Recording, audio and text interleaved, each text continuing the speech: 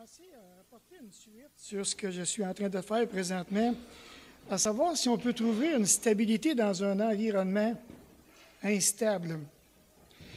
Et ce matin, j'ai donné l'objectif avec là, présentement, où est-ce que je vais aller. Puis l'objectif que je me suis fixé, c'est mon écoute. Mon écoute à travers la parole de Dieu. Arrêtez et sachez que je suis Dieu, que le psaume 46 nous dit.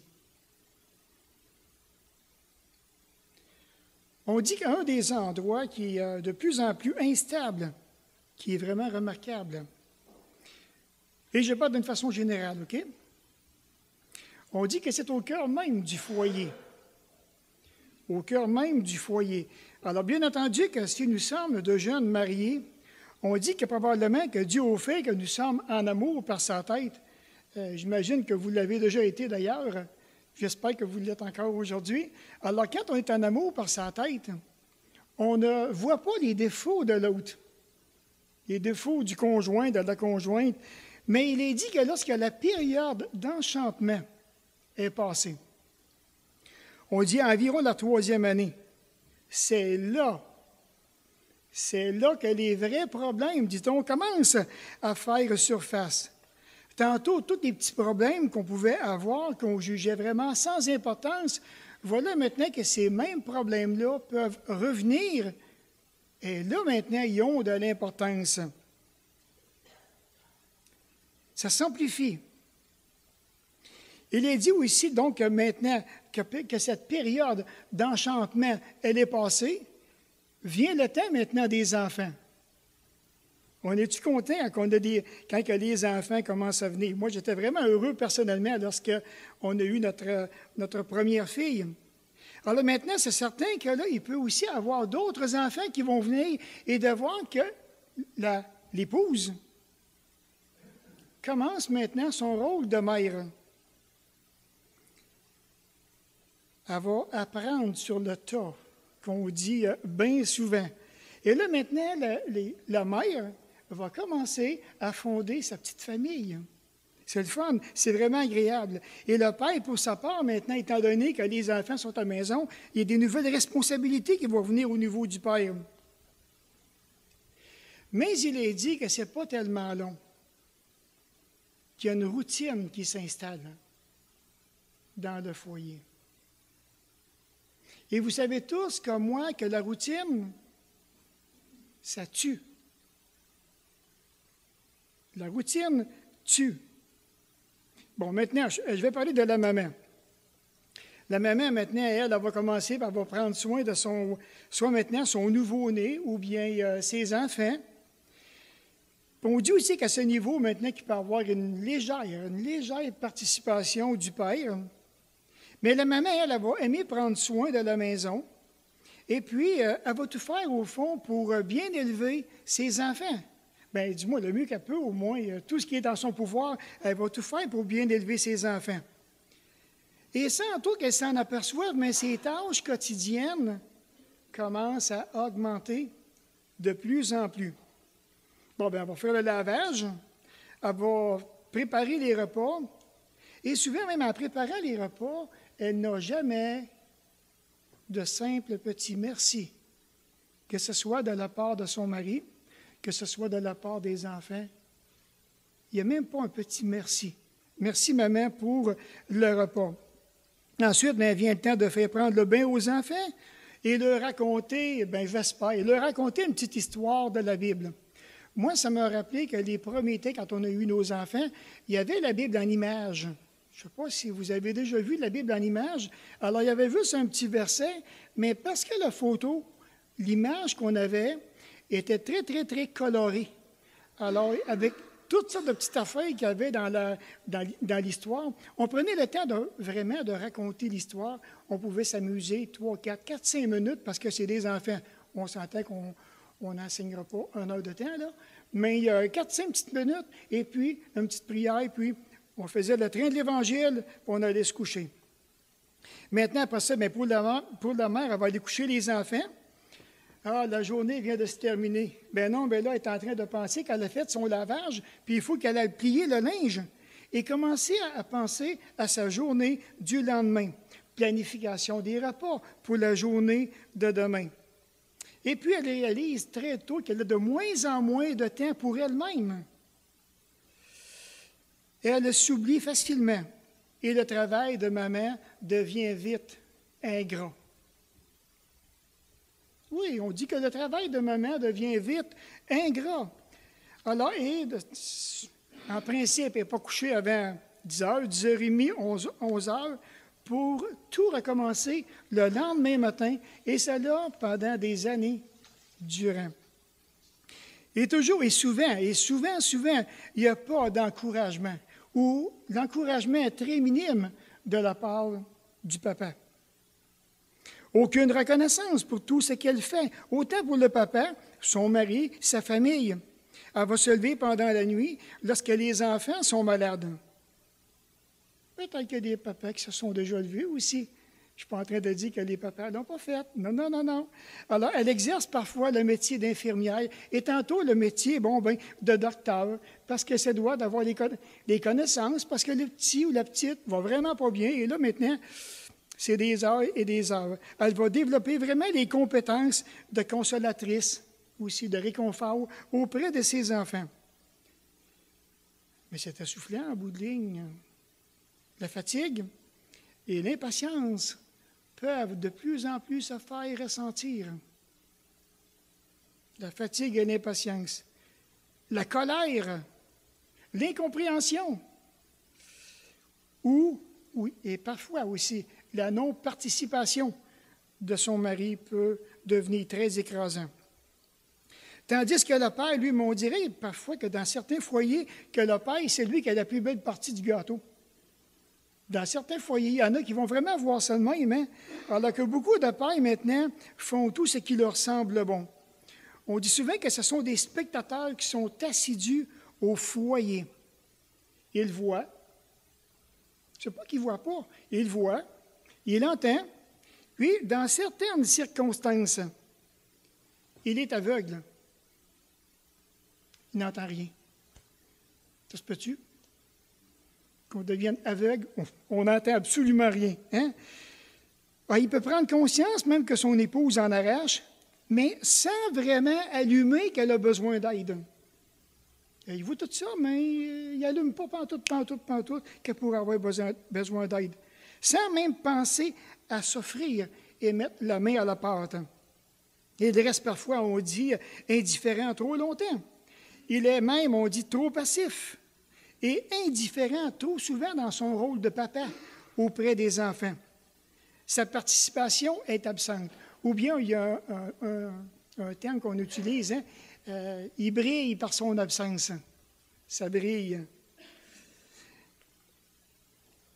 Ensuite, on dit aussi donc qu'il aime quitter le foyer plus souvent qu'à son tour, ou bien même il va prendre des engagements à l'extérieur du foyer et de voir que maintenant ces responsabilités-là, il va vraiment bien les accomplir.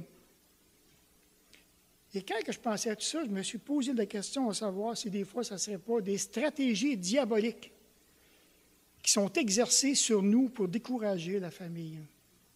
Je me le demande vraiment sérieusement, je me pose la question à savoir si ce ne serait pas des stratégies diaboliques pour nous distraire et nous rendre parfois si froids, si passifs et si indifférents au niveau du cœur du foyer. Alors, bien entendu que dans un tel contexte, le mariage est très souffrant. La fatigue devient vite insurmontable. L'impatience fait régulièrement surface. L'incompréhension est à son comble. Le fardeau de la mère est devenu très lourd. Très, très, très, très lourd. Alors, imaginez à travers tout ça, si les enfants sont devenus insupportables. Imaginez, si les enfants sont insupportables, agités de tous côtés, et que le père, il voit tout ça, puis il se passe quelque chose qui n'est pas normal ici, tu sais. Je pense que l'évidence se dessine tout autour, et de voir que tout le foyer peut devenir instable Je disais souvent à mes enfants, je vois ça un peu comme dans une chaloupe, hein, parce que j'aime la pêche, là. Puis s'il y en a un qui se lève, là, ça va débalancer, puis je ne me sens pas en sécurité. Du tout, du tout, du tout. On va se lever, on va ramener le calme dans la chaloupe. Et de voir que souvent, on dit que l'écoute et la communication dans un couple est en chute libre. Je vais passer, c'est ma deuxième illustration. Je vais aller un petit peu plus loin. Alors, mais j'ai trouvé quand même dans la parole, il y a vraiment des beaux encouragements qui nous sont donnés. Je ne sais pas si vous avez remarqué, puis quand vous voyez des encouragements dans la parole, prenez-vous le temps de vous y arrêter, de le méditer, de le réfléchir. Ou bien maintenant, je lis, puis tout est beau, et ça ne m'a vraiment pas touché. Il y a vraiment des beaux encouragements qui concernent vraiment quiconque veut bien prendre au sérieux l'exhortation qui y est écrite. On dit que cet enseignement s'adresse à tous ceux qui veulent bien l'entendre, à tous ceux qui veulent le recevoir avec un cœur honnête et sincère, et surtout avec une foi pleine et entière. Sans la foi, il nous est impossible d'être agréable à Dieu. Alors, j'ai pensé maintenant ce matin, comme vous voyez, je vais aller dans le Proverbe 8, mais juste avant d'aller dans le Proverbe 8, il y a un petit verset que je veux dans le Proverbe 1 et le verset 33. Proverbe 1, le verset 33. Dernièrement, ça faisait longtemps que je n'avais pas lu les Proverbes et puis j'ai pris le temps de m'arrêter pour lire les Proverbes. Et il y a un petit quelque chose qui m'a vraiment arrêté. Puis ce n'est pas tellement long, la petite phrase que je veux vous partager ce matin. C'est vraiment, vraiment pas tellement long. Donc, ici, au verset 33, c'est la première phrase qui dit « Mais celui qui m'écoute ». Regardez, je n'ai pas été plus vite que ça. Je prends la parole. Hein? Mais celui qui m'écoute. Vous n'avez pas idée comment est-ce que ça m'a arrêté. C'est ce qui est écrit là. Avant d'aller plus loin. Donc, celui qui m'écoute. Maintenant, partir du verset 20. Regardez bien. La sagesse crie dans les rues. Elle élève sa voix dans les pièces. Elle crie à l'entrée des lieux bruyants, à l'entrée des portes, dans la ville. Elle prononce ses paroles. Jusqu'à quand, stupide, aimerez-vous la stupidité? Jusqu'à quand le moqueur ça se bouscule à la sortie, se plairont-ils à la moquerie? Et les insensés haïront-ils la connaissance? Et il dit, revenez. Verset 23, revenez pour écouter mes réprimandes. Voici que je répandrai sur vous mon esprit. Je vous ferai connaître mes paroles. Puisque j'ai appelé et que vous avez résisté. Puisque j'ai étendu ma main et que personne n'y a prêté attention. Puisque vous avez rejeté tous mes conseils et que vous n'avez pas voulu de mes réprimandes, alors moi aussi, je rirai quand vous serez dans le malheur. Je me moquerai quand la terreur viendra sur vous. Quand la terreur viendra sur vous comme une tempête et que le malheur arrivera sur vous comme un tourbillon. Ah, je rirai quand l'angoisse et la détresse viendront sur vous. Alors ils m'appelleront et je ne répondrai pas. Ils me chercheront et ne me trouveront pas, parce qu'ils ont haï la connaissance et qu'ils n'ont pas choisi la crainte de l'Éternel, parce qu'ils n'ont pas voulu de mes conseils et qu'ils ont dédaigné toutes mes réprimandes. Alors ils se nourriront du fruit de leur conduite et se rassasieront de leurs propres conseils, car l'égarement des stupides les tue et l'insouciance des insensés les perd. Mais celui qui m'écoute.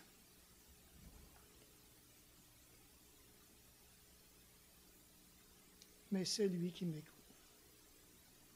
Et pour écouter, même, ça prend vraiment le silence. Hein? Tout un verdict divin. De voir que Dieu va s'adresser, il va maintenant inspirer ce Salomon. Alors maintenant, et dans ce même passage, il va donner les conséquences qui s'ensuivent envers ceux qui, dans le fond, rejettent les conseils divins. Ceux qui n'écoutent pas le conseil de Dieu. C'est quelque chose, là.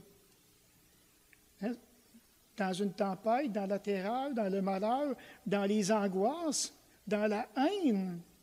Tout ça parce que on peut rejeter le conseil divin.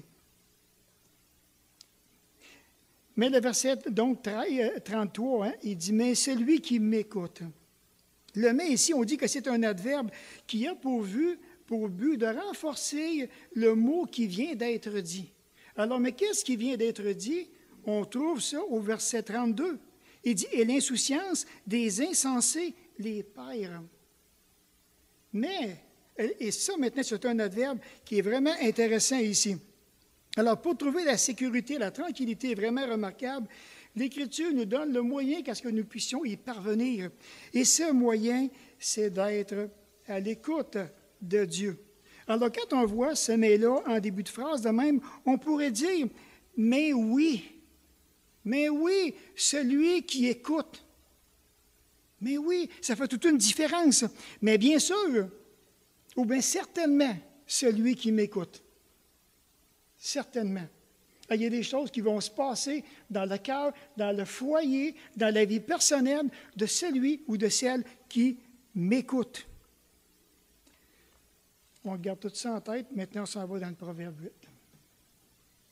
Dans le Proverbe 8, dans le verset 32.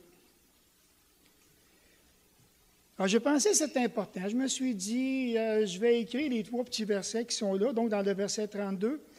À 3 reprises, hein, écoutez-moi, écoutez l'instruction, et heureux l'homme qui m'écoute. Heureux l'homme qui m'écoute. Donc, hein, dans le verset 32, hein, donc l'expression maintenant qui est là, qui veut dire dans le temps actuel, donc au moment présent, à l'instant que je suis en train de vous parler, aujourd'hui, présentement, écoutez-moi. C'est ça qu'il est en train de dire. Écoutez-moi. Et ici, maintenant, il y a vraiment une belle béatitude. Hein? Il y a vraiment, quand on voit les béatitudes dans la parole, il y a vraiment une belle odeur agréable qui se dégage de ce texte. Un parfum spirituel de très grande qualité. Je ne sais pas si vous en sentez son odeur, mais heureux ceux qui observent mes voies. Alors moi, quand je vois tous ces petits bijoux dans la parole, ça m'attire énormément. À moins que je ne voudrais pas être heureux du tout.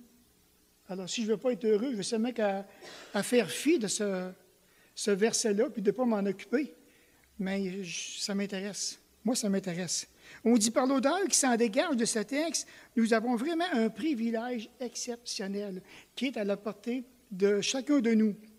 On a une belle opportunité et de voir maintenant qu'on est encouragé à marcher dans les chemins de la parole. Tous les chemins qui sont tracés, tout est là. Et pourtant, on est encouragé à regarder, à observer et enfin de pouvoir marcher. De garder précieusement la parole de Dieu dans nos cœurs. Parce que trop souvent, on ne sait pas maintenant qu'est-ce que je devrais discerner, ce qui est bien, ce qui est mal, quelle direction que je devrais prendre. Je ne sais plus quoi faire. Je ne sais plus quoi faire. Tout est là. Tout est là. Puis Dieu, il dit qu'il est heureux, celui qui m'écoute. Pourquoi il dit ça? Il va nous niaiser. Mais non. Mais non. Mais non. Alors maintenant, ceux qui vont mettre en pratique, c'est ceux qui vont dégager beaucoup d'énergie personnelle, qui vont désirer à réjouir le cœur du Seigneur. Êtes-vous de ces hommes, de ces femmes ce matin qui aimeraient réjouir le cœur du Seigneur? Ça m'intéresse. Moi, ça m'intéresse au plus haut point. Et pour réjouir le cœur du Seigneur, ça commence par l'écoute.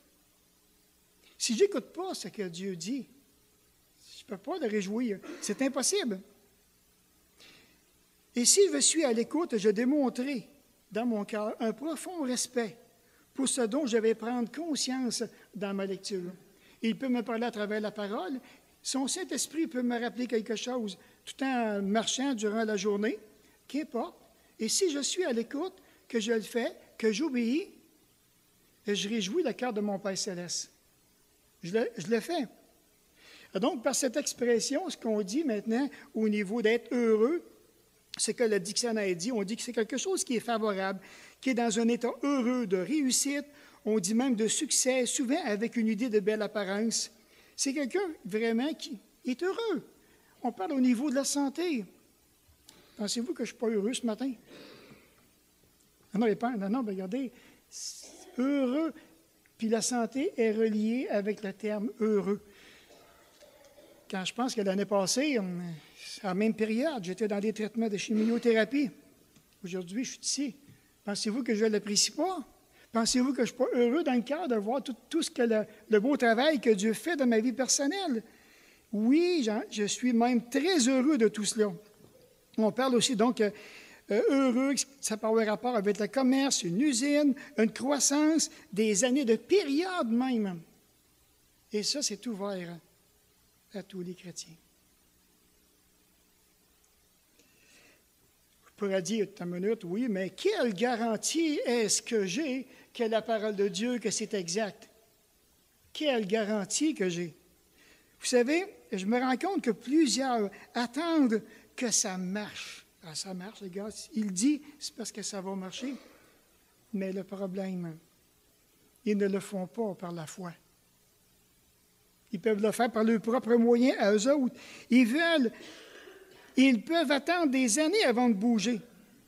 Pendant le temps que la foi devrait m'encourager dans un moment immédiat. La foi, ce n'est pas pour demain. La foi, c'est pour aujourd'hui. La foi, c'est pour cet après-midi.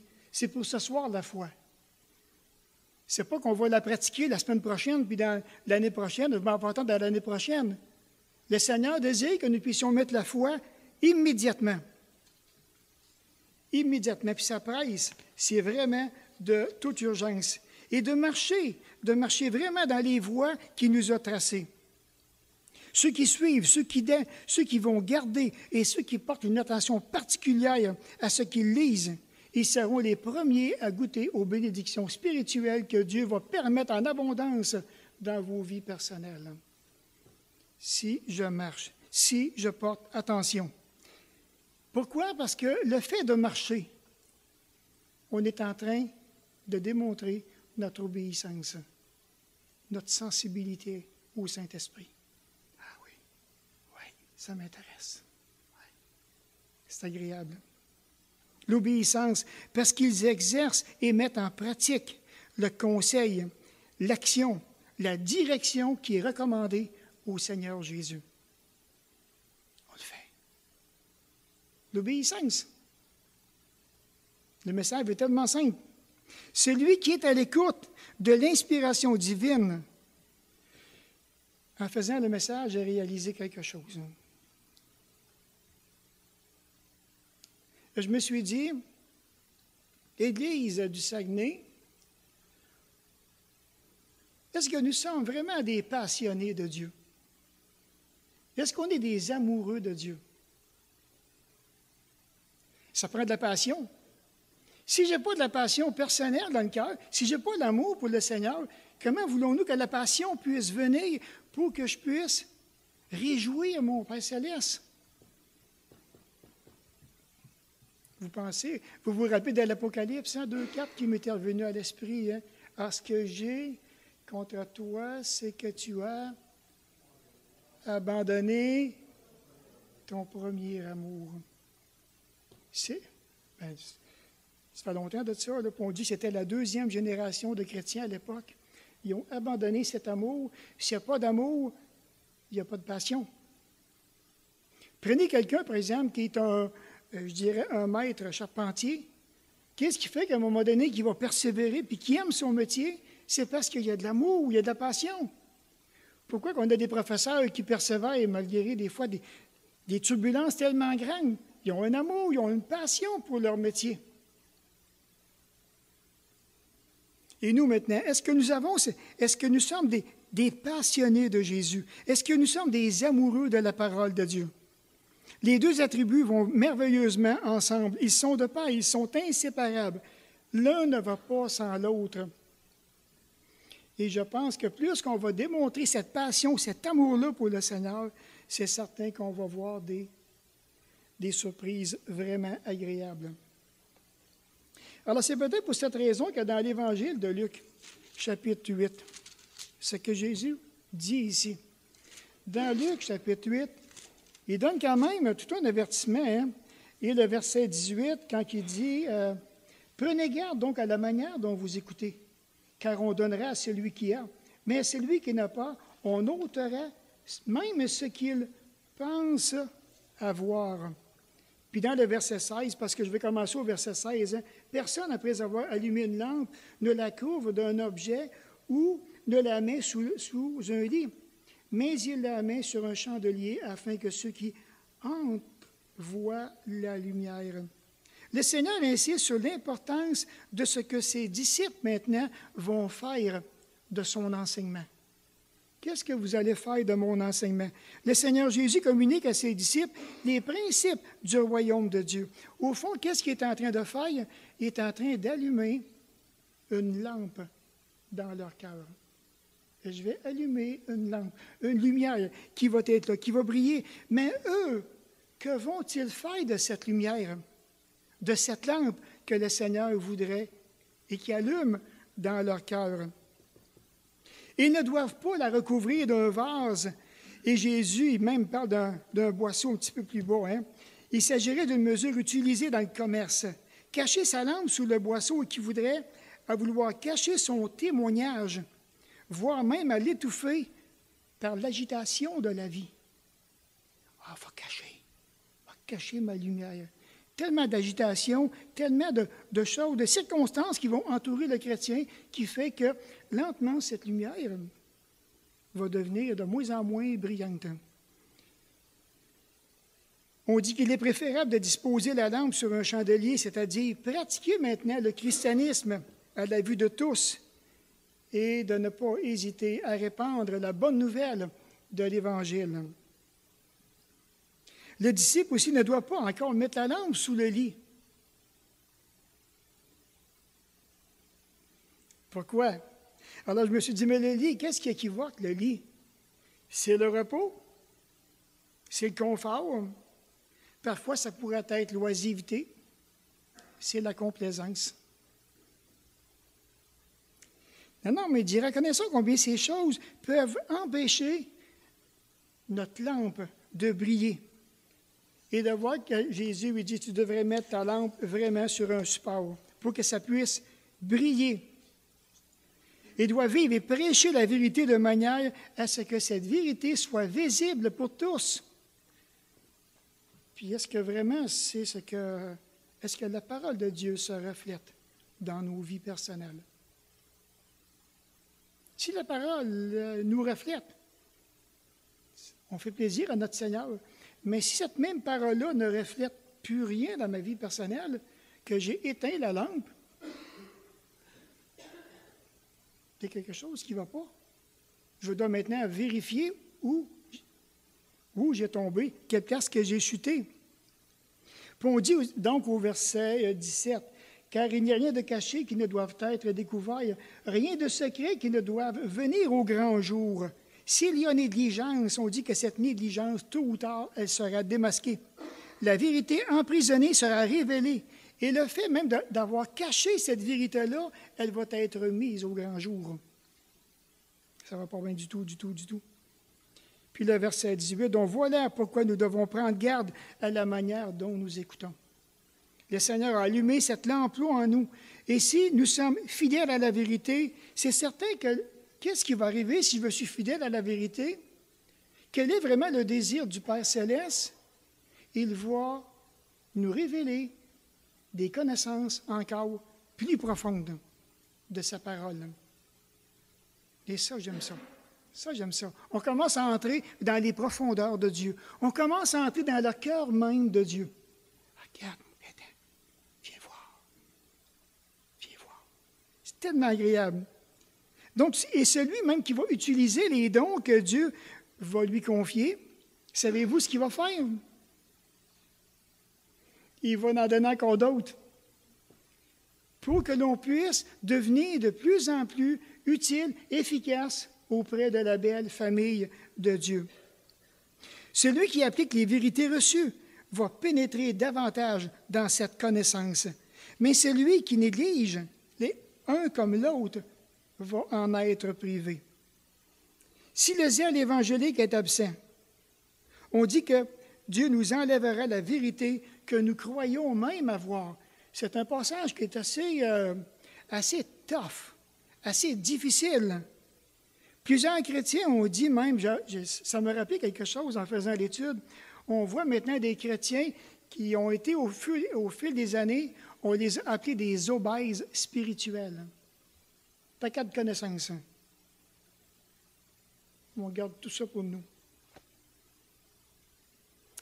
À la longue, tout pourrait se perdre. On dit que ce qui ne sert pas se perd.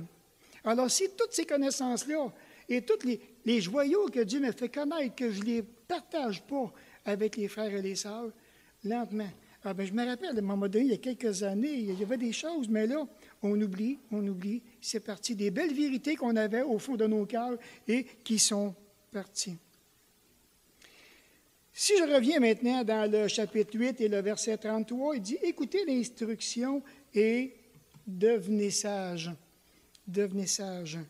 Alors ici, maintenant, l'objectif d'écouter l'instruction, comme il dit, écoute et tu vas devenir sage. Je ne sais pas si c'est un objectif que vous cherchez, chacun de vous, mais moi, personnellement, je crois que j'ai besoin de cette sagesse qui vient de Dieu, qui veut dire celui qui va avoir la connaissance juste des choses.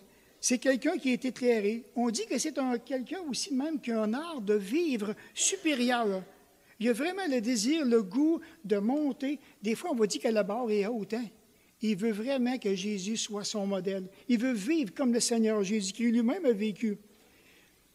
Donc, il peut être considéré comme un modèle. On dit que c'est quelqu'un qui a du jugement, qui est avisé, qui est sensé, quelqu'un qui est réfléchi, quelqu'un qui est modéré. Quand on parle de quelqu'un qui est sage. Et même c'est celui qui va se mettre à l'abri de toutes les intempéries du monde autour de lui.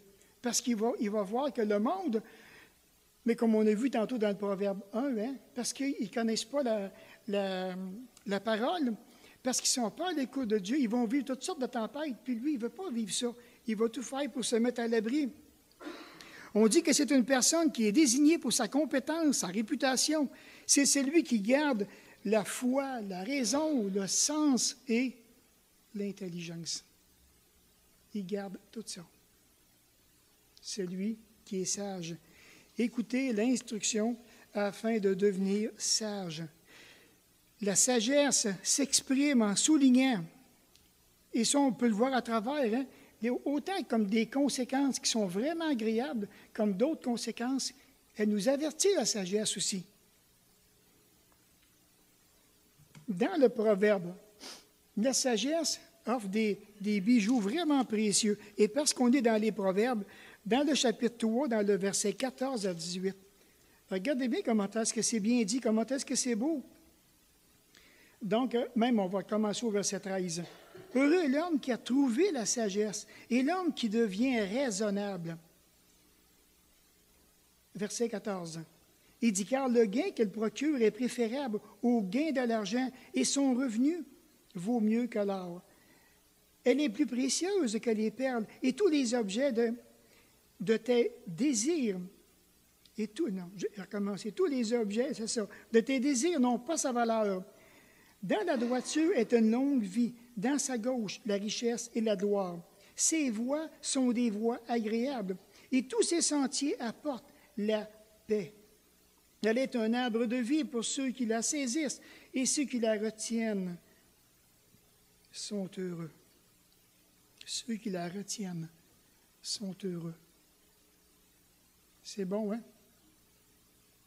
On est encouragé vraiment à pouvoir prendre cette sagesse, la garder. Certainement que le Seigneur attend maintenant des réponses de notre part. Il n'y a pas de temps pour se relâcher, ni se négliger et ni remettre à plus tard. Ce n'est pas ça du tout. C'est aujourd'hui que nous devons prendre la résolution de commencer à être à son écoute.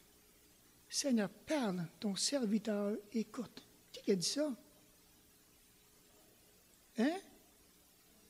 Samuel a dit ça. Parle, j'écoute. Chut. J'écoute. On n'écoute pas dans le bruit. C'est difficile. On écoute dans le silence. On dit que ceux qui apprennent à veiller chaque jour à la porte du cœur seront toujours sensibles et prêts à entendre et à répondre à la sagesse demandée. D'être présent dans nos esprits, d'être attentif, comme Sylvain disait si bien ce matin. Dieu peut mettre à cœur une personne de prier dans nos cœurs. Personne ne le sait, là. On peut être sur la route, en train de conduire, de travailler. On est peut-être devant quelqu'un, devant la foule. Prie. Prie, ça presse. C'est pas demain que je veux que tu pries, c'est maintenant que je te le mets à cœur. Fais-le. C'est sage, écoutez ce conseil-là. C'est très, très, très sage. Alors donc, de prendre le temps aussi de m'investir, à être à l'écoute de Dieu. Alors, si je prends vraiment ça à cœur, j'aurai le désir spirituel d'apprendre à connaître le Seigneur Jésus dans toute sa beauté. Et je vais apprécier toutes les fois où la sagesse m'a protégé. J'en suis certain que vous l'avez déjà vécu, vous autres même. La sagesse, elle, protège. Ça m'a fait penser aussi, je pense à Marie, dans l'Évangile de Luc, alors qui était assise aux pieds de Jésus. Et qu'est-ce qu'elle faisait? Elle écoutait tout ce que Jésus disait. Elle écoutait. Nous rappelons-nous de cette femme qui était au milieu de la foule et puis qu'elle a dit, « Heureuse est la femme qui t'a mis au monde et celle qui t'a allaité. » Alors Jésus lui répondit, « Heureux plutôt ceux qui écoutent la parole de Dieu et qui lui obéissent. » Heureux plutôt ces gens-là. Il y a encore beaucoup de privilèges, de bénédictions qui sont attendues dans la parole de Dieu. Et toutes ces bénédictions, tant espérées de notre part, commencent par l'écoute. Commence par l'écoute. On a besoin d'être à l'écoute de Dieu. Donc, ici, dans le verset, la réponse spirituelle qui est demandée, ce que je viens de voir, l'écho de son appel, regardez dans Ésaïe 55, que je vais vous lire. Alors, il nous fait constamment entendre son écho, son désir. Il dit, « Tendez l'oreille et venez à moi. » Il dit, « Écoutez et votre âme vivra. » Quelle belle invitation! Tendez l'oreille et venez à moi. Ah, puis c'est du temps d'Ésaïe, là. Ça fait longtemps, là. Environ 850 ans, dit-on, avant Jésus-Christ. Dans la Transfiguration, dans Matthieu 17, quand maintenant que Jésus était avec quelques disciples qui l'entouraient, il y a une nuée qui va les entourer. Et il dit, « Celui-ci est mon fils bien-aimé en qui j'ai mis toute mon affection. » Écoutez-le. À qui parle? Qui dit ça?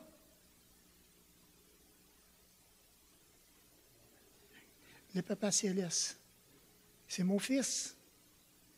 Je vous le dis, écoutez-le.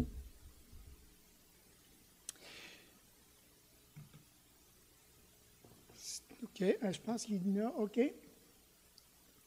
Obtenez, oui, donc la faveur de Dieu. Mais dans le verset aussi 35 du Proverbe 8,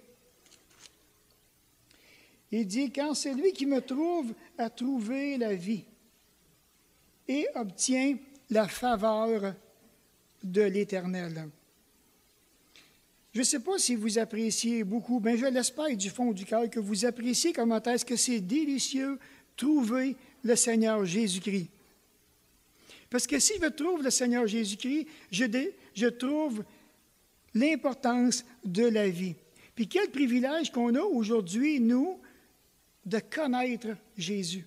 On ne connaît pas juste un sauveur, là. Si Jésus il veut, c'est un sauveur pour moi, là. C'est le Seigneur des Seigneurs. C'est le Dieu Tout-Puissant. C'est le Créateur que je suis invité à connaître. Dans le psaume 16 et le verset 11, il dit, « Il y a d'abondantes joies devant ta face, des délices éternelles à ta droite. » Avez-vous le goût de ces délices? Moi, j'aime ça. Goûtez aux délices du Seigneur Jésus. Le Seigneur Jésus va vraiment manifester sa faveur divine. Et de quelle manière qu'il va augmenter maintenant cette faveur divine-là? On dit maintenant dans le Proverbe 9 et le verset 11 que nos jours sur la terre vont se multiplier. On dit que la faveur divine est manifestée en celui qui va écouter l'avertissement du sage. Il est comme un anneau d'or, une parure d'or fin, celui qui va écouter. On dit que la faveur divine est manifestée, on dit par un messager fidèle qui sera envoyé pour réconforter. Qui parmi nous n'a pas besoin d'être réconforté?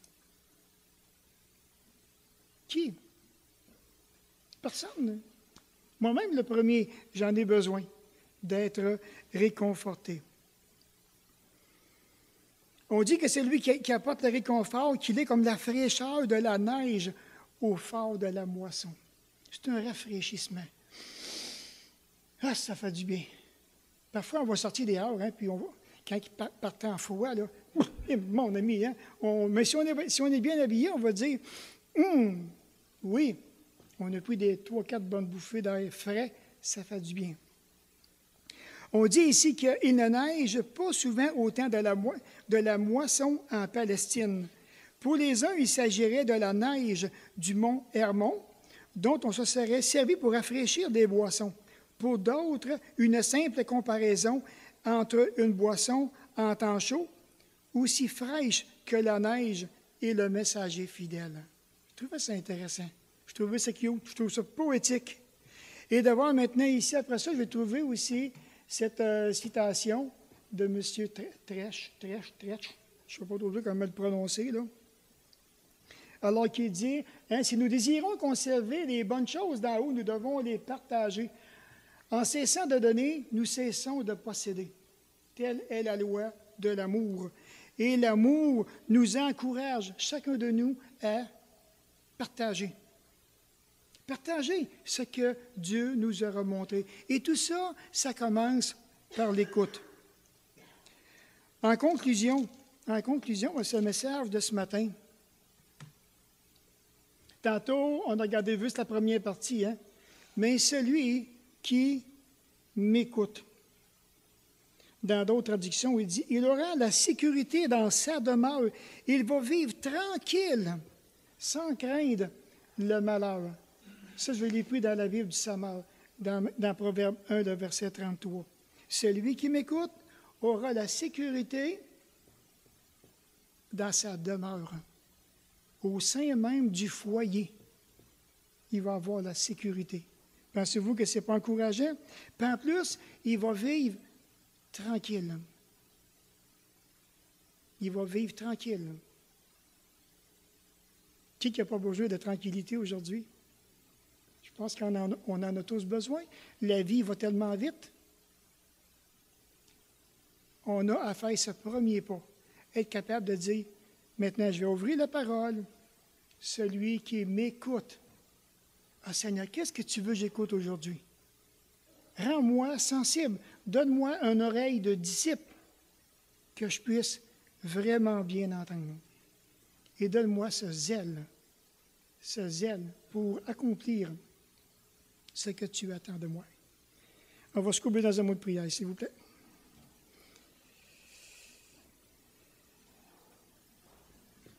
Alors, cher Seigneur, toi-même, tu nous encourages à travers ta parole à pouvoir être à ton écoute, à maintes reprises à travers les Écritures, dans l'Ancien Testament, et surtout, je me rappelle, mon Père, dans la période de Jérémie, tu disais à ton prophète, « Va et crie aux oreilles de ce peuple, d'entendre les paroles et de voir que ce peuple n'a pas voulu être à ton écoute. » Et maintenant, tu encourages l'Église de façon mondiale, de façon plus étendue, encore aujourd'hui, à être à ton écoute.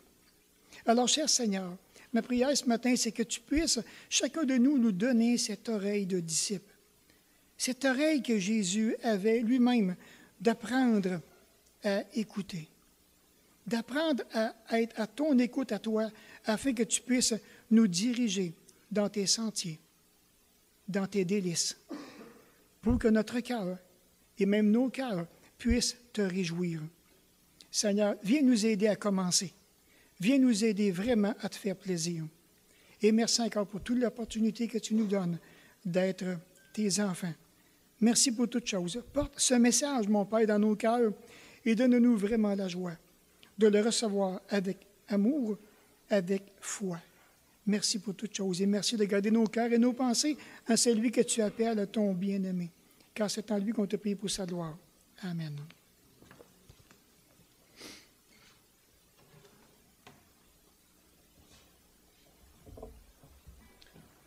On va terminer par un chant, Ta bienveillance.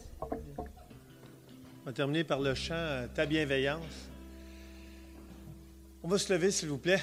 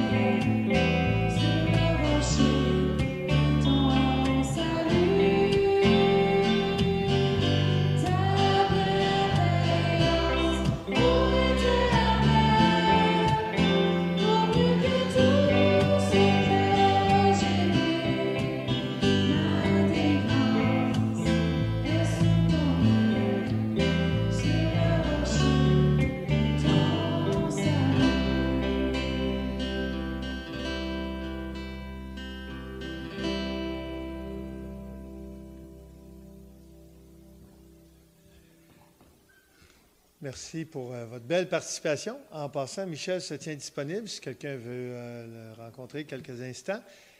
Et là-dessus, je vous souhaite une bonne journée, une bonne semaine sous le regard du Seigneur. Merci.